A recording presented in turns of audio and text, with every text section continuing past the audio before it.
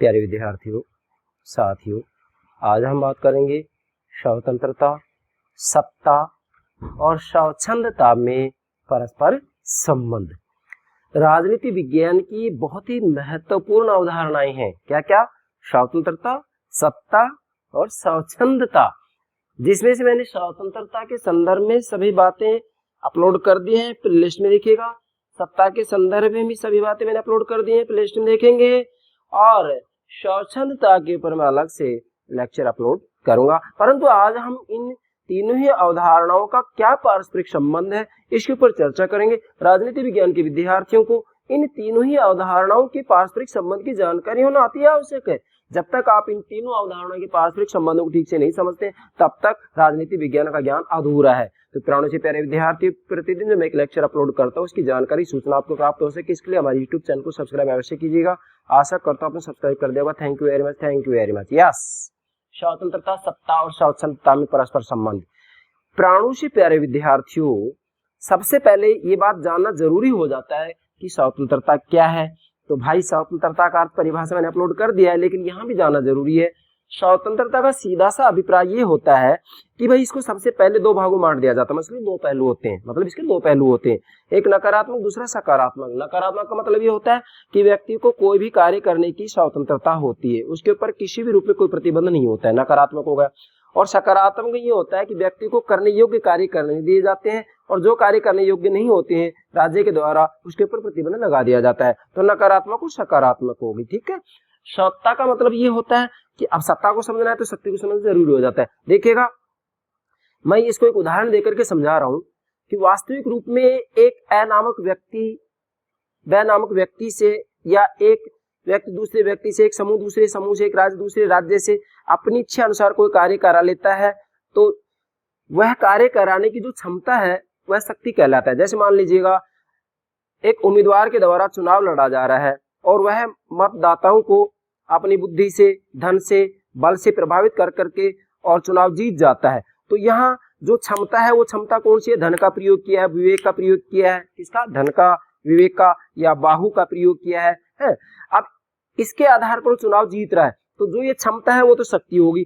और वह उम्मीदवार चुनाव जीतने के बाद में, क्योंकि पहले उम्मीदवार था, चुनाव जीत गया, फिर वो विधायक बन गया, सांसद बन गया, तो डेफिनेटली ये कह सकते हैं कि जब शक्ति को संस्थागत रूप दिया जाता है तो सत्ता बन जाती है। क्या कहा मैंने? जब शक्ति को संस्थागत रूप दे दिया जाता है तो सत्ता बन जाती है।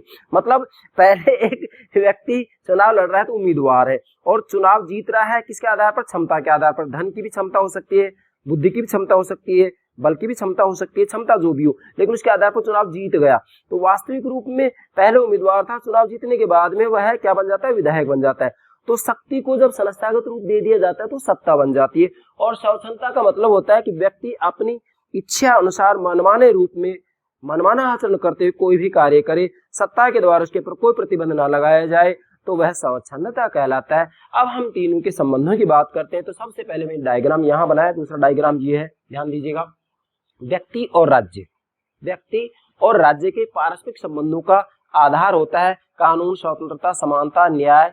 क्या? कानून, स्वतंत्रता, समानता, न्याय, राजनीतिक बाध्यकारिता, कर्तव्य, अधिकार, जिनमें से हम आज स्वतंत्रता, सत्ता और स्वच्छंदता के संबंध की बात कर रहे हैं। तो ये तो व्यक्ति और राज्य के संबंध का आधार हो गया।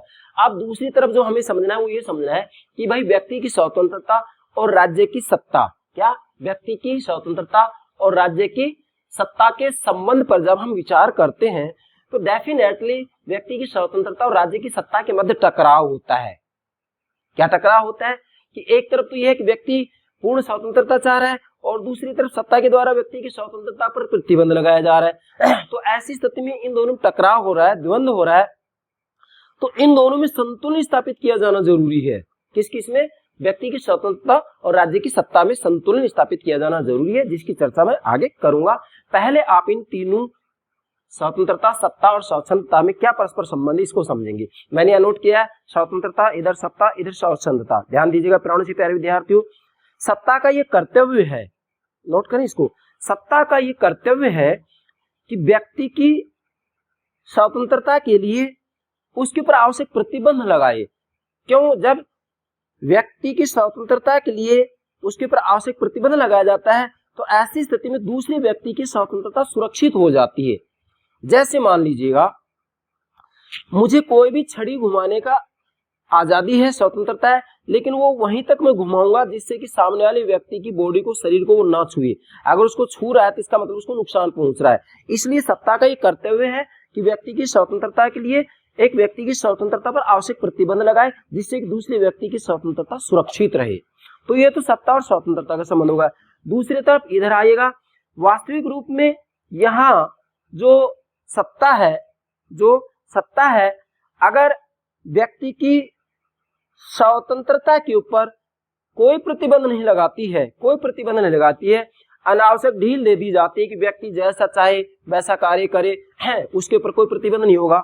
तो जो अनावश्यक ढील दी जाती है सत्ता के द्वारा व्यक्ति की स्वतंत्रता के लिए, तो वो अनावश्यक ढील जो होती है वो स्वच्छंदता कहलाती है। मतलब सत्ता का एक कर्तव्य है कि व्यक्ति की स्वतंत्रता के लिए उसके ऊपर आवश्यक प्रतिबंध लगाए। लेकिन यदि व्यक्ति की स्वतंत्रता के ऊपर किसी प्रकार का कोई प्रतिबंध नहीं है और अनावश्यक ढील दे दी जाती है, छूट दे दी जाती है, आजादी दे दी जाती है कि व्यक्ति कोई भी कार्य करे, मनमाना आचरण करे, तो ऐसी स्थिति में ये स्वतंत्रता क्या बन जाती है? स्वच्छंदता बन जाती है। मतलब व्यक्ति जैसा चाहे वैसा करे, सत्ता के द्वारा उसके ऊपर कोई प्रतिबंध नहीं हो, तो स्वतंत्रता बन जाती है। इसलिए मैंने नोट किया है सत्ता, फिर नोट किया है आवश्यक प्रतिबंध, स्वतंत्रता, अनावश्यक ढील, वो स्वतंत्रता बन जाती है। फिर से दोहरा रहा हूं, सत्ता का कर्तव्य है कि व्यक्ति की स्वतंत्रता के लिए आवश्यक प्रतिबंध लगाए। ये सकारात्मक स्वतंत्रता का जो पहलू होता है उसमें आई भी है ये बात कि व्यक्ति को करने योग्य कार्य करने दी जाए, जो करने योग्य नहीं है उसको नहीं करने दिया जाएगा, सत्ता के द्वारा प्रतिबंध लगाया जाएगा। जैसे मान लीजिएगा व्यक्ति के द्वारा आत्महत्या की जाती है, आत्महत्या का प्रयास किया जाता है, क्या ये करने योग्य कार्य है? नहीं, करने योग्य कार्य नहीं है। इसलिए वास्तविक रूप में आत्महत्या करने की आजादी नहीं दी जा सकती। तो इसलिए सत्ता का कर्तव्य है कि व्यक्ति की स्वतंत्रता के लिए आवश्यक प्रतिबंध लगाए, और यदि व्यक्ति की स्वतंत्रता के ऊपर कोई प्रतिबंध नहीं है, अनावश्यक रूप में ढील दे दी जाती है कि व्यक्ति जो चाहे वो करे, तो फिर वो स्वतंत्रता नहीं कहलाती है, बल्कि वो स्वतंत्रता स्वच्छंदता बन जाती है। आप इस त्रिभुज के माध्यम से सत्ता, स्वतंत्रता और स्वच्छंदता के पारस्परिक संबंध को आसानी से समझ सकते हैं। अब यहाँ इन तीनों ही बातों को मैं 7 बिंदुओं के माध्यम से समझा रहा हूँ। नंबर 1, व्यक्ति और राज्य के परस्पर संबंध पर विचार करते समय स्वतंत्रता और सत्ता के बीच द्वंद्व सामने आता है। अर्थात जब व्यक्ति और राज्य के परस्पर संबंधों का अध्ययन किया जाता है तो डेफिनेटली स्वतंत्रता और सत्ता के बीच में द्वंद्व पैदा होता है। द्वंद्व क्या पैदा होता है कि एक तरफ तो व्यक्ति ये चाहेगा कि मुझे पूर्ण स्वतंत्रता प्राप्त हो, मेरे ऊपर कोई प्रतिबंध ना हो, लेकिन दूसरी तरफ ये भी जरूरी है कि व्यक्ति की स्वतंत्रता के लिए सत्ता को व्यक्ति की स्वतंत्रताओं पर प्रतिबंध भी लगाना जरूरी होता है। क्या? प्रतिबंध भी लगाना जरूरी होता है, क्योंकि प्रतिबंध नहीं लगाया जाएगा तो किसी व्यक्ति की स्वतंत्रता नहीं होगी। तो ऐसी स्थिति में स्वतंत्रता और सत्ता के बीच में टकराव होता है, और टकराव होता है तो जरूरी है कि सत्ता और स्वतंत्रता के मध्य सामंजस्य स्थापित किया जाए, संतुलन स्थापित किया जाए। और राजनीति विज्ञान की भी मुख्य समस्या यही है कि स्वतंत्रता, समानता, सत्ता के मध्य उचित सामंजस्य स्थापित किया जाए। जिस देश के पॉलिटिकल सिस्टम के अंतर्गत स्वतंत्रता, समानता और सत्ता के मध्य उचित सामंजस्य होता है, वह राजनीतिक व्यवस्था एक श्रेष्ठ राज्य व्यवस्था होती है, वह राज्य व्यवस्था एक आदर्श राज्य व्यवस्था होती है। नोट कीजिएगा मैंने जो बात बोली है। अब देखिएगा अगली बात आती है, दोनों में संतुलन स्थापित करना जरूरी है। मतलब वास्तविक रूप में व्यक्ति की स्वतंत्रता और राज्य की सत्ता के बीच में संतुलन स्थापित करना जरूरी है। अगर इन दोनों में संतुलन स्थापित नहीं है तो ऐसी स्थिति में या तो ये हो सकता है कि सत्ता के द्वारा निरंकुश रूप में शक्ति का प्रयोग किया जाएगा, व्यक्ति को किसी भी रूप में आजादी नहीं दी जाएगी, व्यक्ति किसी भी रूप में स्वतंत्र नहीं होगा, पूर्ण सत्तावाद का प्रयोग किया जाएगा। अगर ऐसा किया जाएगा तो व्यक्ति वास्तविक रूप में गुलाम बन जाएंगे, वो किसी रूप में स्वतंत्र नहीं होंगे, ये स्थिति हो जाएगी। दूसरी तरफ यदि व्यक्ति को पूर्ण स्वतंत्रता दे दी जाए, मनमाना आचरण करे, तो ऐसी स्थिति में सत्ता के पास वास्तविक रूप में किसी भी रूप में आदेश देने का कोई अधिकार नहीं होगा, और नहीं होगा तो जब सभी व्यक्ति मनमाना आचरण करने लगेंगे तो ऐसी स्थिति में स्वच्छंदता फैल जाएगी। क्या? अराजकता फैल जाएगी, नैतिक अराजकता हो जाएगी। तो इसलिए जरूरी है कि व्यक्ति की स्वतंत्रता और राज्य की सत्ता के मध्य में उचित सामंजस्य या उचित संतुलन स्थापित किया जाना अति आवश्यक है। किसी भी देश की राज्य व्यवस्था के अंतर्गत यदि व्यक्तियों की स्वतंत्रता और राज्य की सत्ता के मध्य संतुलन स्थापित नहीं किया जाएगा तो डेफिनेटली मानिएगा वहां या तो ये होगा कि वहां पूर्ण सत्तावाद होगा, मतलब निरंकुश सत्ता का प्रयोग किया जाएगा, या फिर वहां पर व्यक्ति मनमाना आचरण करेंगे। तो नैतिक अराजकता फैलेगी, वहां अव्यवस्था होगी। इसलिए इन दोनों में संतुलन स्थापित किया जाना जरूरी है। नंबर 1 बात होगी, ये 2 बात होगी। तीसरी बात नोट करें, राज्य की सत्ता पर अंकुश जरूरी हो जाता है। ध्यान दीजिएगा भाई, ये जरूरी है कि जो राज्य की सत्ता होती है इसके ऊपर नियंत्रण जरूरी है। क्यों? क्योंकि यदि ये मान लीजिएगा असीमित सत्ता का प्रयोग कर रहा है, निरंकुश रूप में सत्ता का प्रयोग किया रहा है, तो व्यक्ति की स्वतंत्रता सुरक्षित नहीं रह सकती है। यहाँ पूर्ण सत्तावाद का प्रयोग किया जाएगा। एक प्रकार से सर्व सत्ताधिकारवादी शासन प्रणाली बन जाएगी और ऐसी स्थिति में व्यक्ति किसी भी रूप में स्वतंत्रता का सदुपयोग नहीं कर सकते। कोई भी व्यक्ति स्वतंत्र नहीं रह सकता है, सभी व्यक्ति सत्ता के अधीन आ जाएंगे और इनको किसी भी रूप में यहाँ अगर कोई गलत कानून ही बनाया जाता है तो ये विरोध नहीं कर सकते। इसलिए सत्ता को नियंत्रित करना जरूरी है, इसके ऊपर प्रतिबंध लगाया जाना जरूरी है, जिससे कि व्यक्ति की स्वतंत्रता सुरक्षित रह सके। तो नोट कीजिएगा, राज्य की सत्ता पर अंकुश जरूरी हो जाता है। चौथी बात, स्वतंत्रता और सत्ता में टकराव पर विचारकों के दृष्टिकोण। अब बहुत महत्वपूर्ण बात है, स्वतंत्रता और सत्ता में टकराव पर विचारकों की दृष्टिकोण। देखिएगा, स्वतंत्रता और सत्ता के बीच जो टकराव हो रहा है भाई, या तो सत्ता को हमें कहें कि पूर्ण रूप में आदेश देने का अधिकार दे दिया जाए, या फिर व्यक्तियों को जो है कोई भी कार्य करने की आजादी दे दी जाए, या फिर दोनों में संतुलन स्थापित किया जाए। है, इसके बारे में मुख्यतः दो दृष्टिकोण लेंगे हम।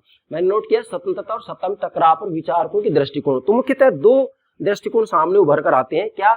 नंबर एक तो आता है हॉब्स के बारे में चर्चा करेंगे। तो हॉब्स कौन है? जो टॉमस हॉब्स समझौतावादी विचारक हैं, जो जिन्होंने राज्य की उत्पत्ति के बारे में सामाजिक समझौते का सिद्धांत दिया। ठीक है, हॉब्स के बारे में सभी बातें मैंने अपलोड कर दी है, प्लेलिस्ट में देखेंगे। पश्चिमी राजनीतिक विचारकों के इतिहास के अंतर्गत जॉन लॉक और जे.एस. मिल, ये सभी मैंने अपलोड कर दिए, प्लेलिस्ट में देखेंगे पश्चिमी राजनीतिक विचारकों के अंतर्गत।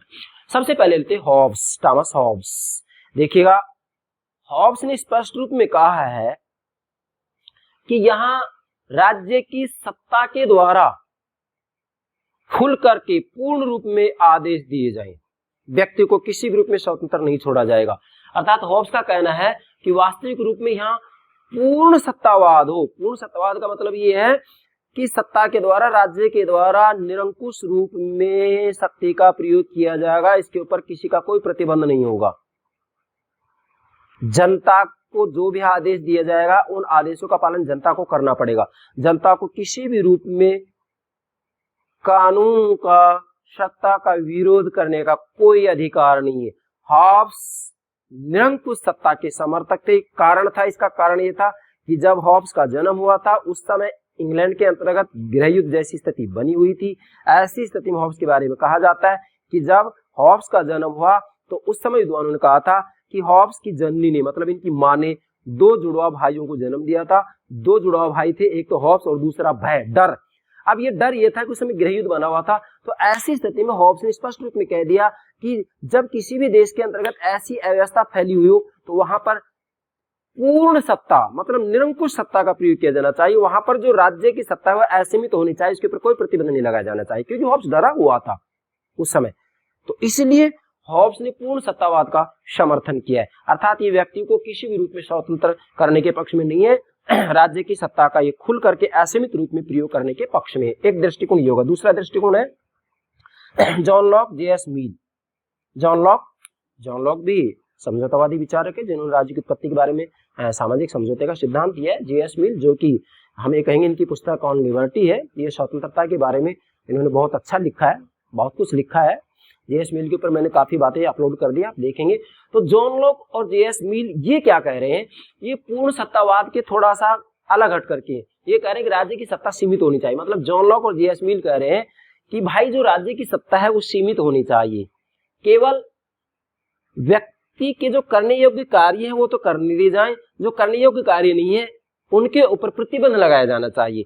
इसलिए जब ये प्रतिबंध लगाया जा रहा है तो ऐसी स्थिति में करने योग्य कार्य करने दिए जा रहे हैं, तो करने योग्य कार्य करने दिए जा रहे हैं, तो इसका मतलब होगा कि सत्ता एक प्रकार से सीमित है, असीमित नहीं है।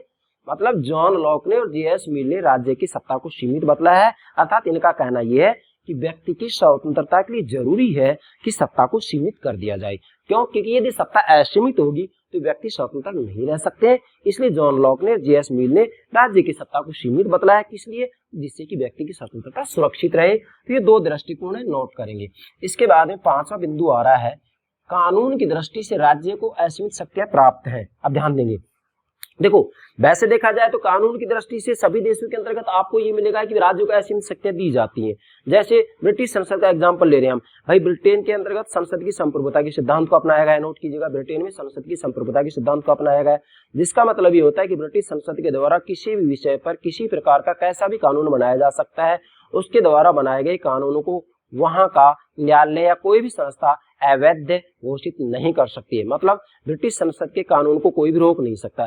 तो इस हिसाब से देखा जाए, कानून की दृष्टि देखा जाए, तो वास्तव में वहां जो संसद है असीमित है, तो राज्य की शक्ति असीमित होगी। लेकिन ये केवल सैद्धांतिक स्थिति है। फिर मैंने लिखा यथार्थ में कोई भी राज्य असीम शक्ति का प्रयोग नहीं कर सकता। मतलब व्यवहार की बात आती है, जब व्यवहारिकता की बात आती है, तो पूरी दुनिया के अंतर्गत कोई भी राज्य हो वो असीमित शक्ति का प्रयोग नहीं कर सकता है। तो ब्रिटिश संसद भी असीमित शक्ति का प्रयोग नहीं कर सकती है। इसके ऊपर जनमत का प्रतिबंध है, नैतिक प्रतिबंध है। ठीक है, बाकी ब्रिटिश संसद की संप्रभुता के ऊपर मैंने अलग से लेक्चर अपलोड कर दिया है, आप प्लेलिस्ट में देख सकते हैं, ब्रिटिश संविधान के अंतर्गत।